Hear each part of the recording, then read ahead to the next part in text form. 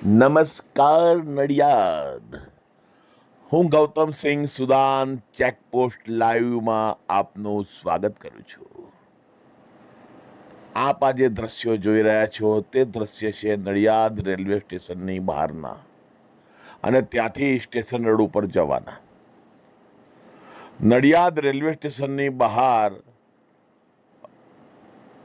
તમે દબાણ જોઈ શકો છો.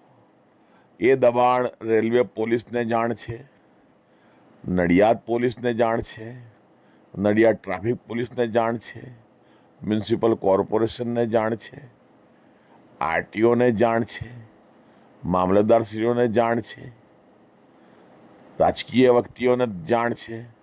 દરેકે દરેક વ્યક્તિઓને આ બાબતની જાણ છે. તેમ છતાં ત્યાં આગળ સાંજનો સમય હોય કે દિવસનો સમય હોય, ત્યાં લારીઓનો ખડકલો હોય છે ને હોય છે. તો તે લોકોને સ્પેશિયલ પ્રિવિલેજ કયા રાજકીય નેતાના કહેવાથી આપવામાં આવે છે અને એવું તો કયું દબાણ છે deputy municipal commissioner Mahendra Desai ઉપર કે આ દબાણ તેમને દેખાતું નથી?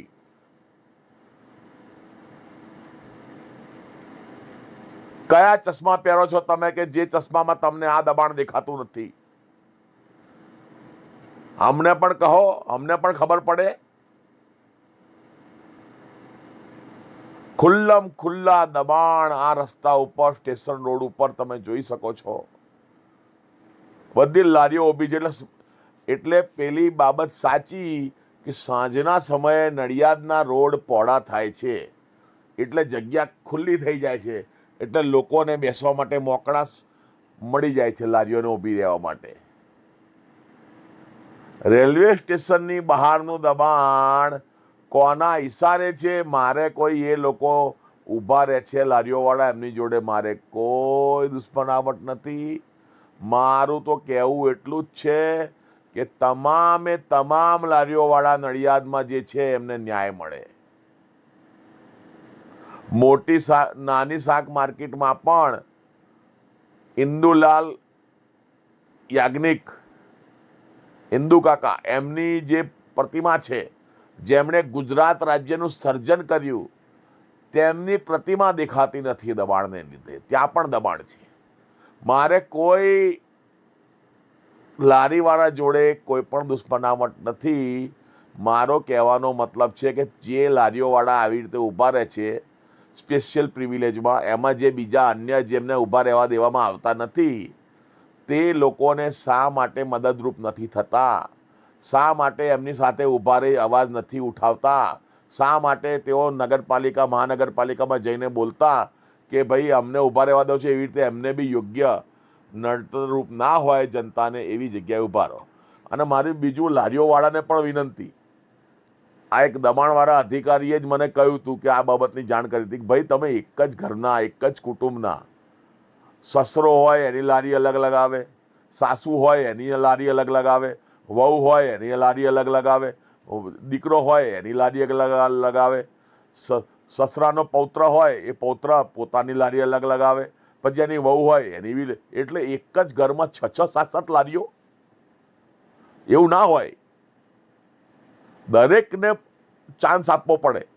તમારું ઘર એક છે તો એક ઘરમાં એક લારીવાળો રસ્તા પર ઊભો રહે તો પેલા દબાણવાળાને પણ વાંધો ના આવે. પણ તમે એક જ ઘરના 5-6 જણા રસ્તામાં ઊભા રહો અને એવું પછી દાદાગીરી કરો, એ તો અયોગ્ય વાત છે. એટલે આ જે મારું કહેવાનો મતલબ એવો છે કે ડેપ્યુટી મ્યુનિસિપલ કમિશનર શ્રી, તમે આ લોકોને ઊભા રહેવા દો છો તો આ સરકારી જગ્યા નથી. મેં આપને ફોન કરેલો તો તમે મને એવું કહ્યું હતું કે આ સરકારી જગ્યા કઈ જગ્યા છે? સરકારી જગ્યા છે? મેં કહું હા સાહેબ, એક જણો ઊભો રહે સરકારી જગ્યા. તો પછી ના, તો પછી આ જે વિડીયોમાં તમે દ્રશ્ય જોઈ રહ્યા છો તો એ કઈ જગ્યા છે? પ્રાઇવેટ છે કે સરકારી? તો તમે શું કરી રહ્યા છો નડિયાદમાં અંદર ઓફિસમાં બેસીને? નડિયાદમાં સાંજે જીપ લઈને નીકળો. ચલો, ડીઝલ કે પેટ્રોલ હું મારા તરફથી તમને પુરાઈ આપું. તમે નીકળો અને જુઓ કે કેવા કેવા માણસ અને પ્રિવિલેજ શા માટે આપવામાં આવે છે.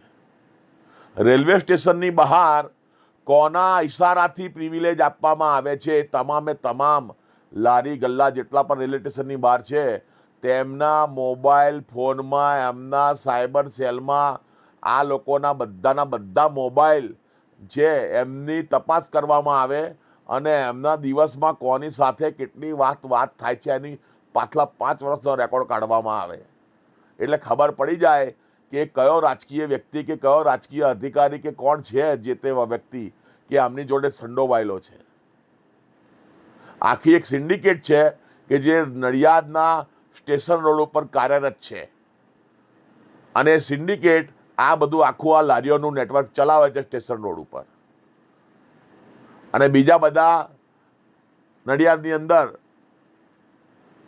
જે લોકોને અમુક જગ્યાએ ઊભા રહે છે એમની જગ્યાએ એમને હેરાન કરવામાં આવે છે. પેલો હાજે જઈને ઊભો રહી જાય છે, ભાઈ ખાલી કરો, આમ કરો, તેમ કરો. એટલે મારું નડિયાદના સત્તાધીશોને વિનંતી છે કે તાત્કાલિક ધોરણે આનો નિકાલ લાવો. આ તો અયોગ્ય છે. આ પ્રૂફ તમારી વિરુદ્ધમાં બનતું જાય છે. ગમે ત્યારે કોર્ટોમાં કે ગમે ત્યારે ન્યાયિક તપાસ થશે ત્યારે ઉચ્ચ ન્યાયાલયમાં, માનનીય ઉચ્ચ ન્યાયાલયમાં આ બધી રીલ, આ બધા ફોટોગ્રાફ, આ બધા વિડીયો એ પુરાવા તરીકે ઉપયોગ થઈ શકે છે. એટલું યાદ રાખવું. થોડા સમય પહેલા સેવાલિયા ચેકપોસ્ટ ઉપર 5 વર્ષ અગાઉ એક વ્યક્તિ નોકરી કરતો તો એનો નાનો અમથો ઓડિયો મળ્યો અને એસીબીએ એને લઈ લીધો લપેટામાં. બરોબર? એટલે એવું નથી હોતું.